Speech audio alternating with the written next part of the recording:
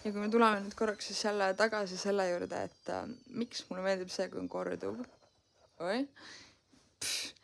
Sest et võib-olla 104 või 106 punktis, ma ei mäleta, kas mul 105 või 103 punkti kirjas. 104, 104, no 102 kuni 110, 102 kuni 112, seal vahemikus punkt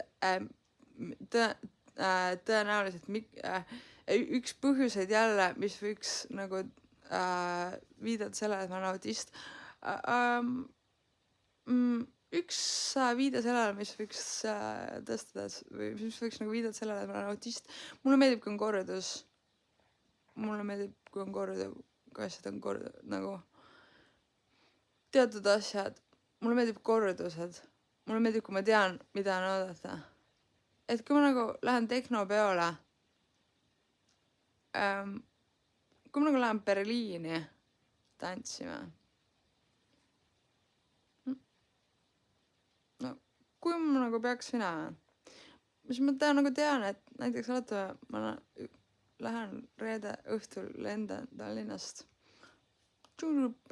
lendan Berliini tantsima, ma tean, et ma lähen seesama õhtul peole, võt mina tahan olla kindel, et mul on nagu tunk-tu-tunk-tu-tuu nagu junk-junk-pam-pam-tunk-tu-tunk-tu-tuu nagu, et siis ma nagu enne jätan lennukile minemata, aga ma pean tegema kindlaks, et mul on pupp-rupp-ruuna. What?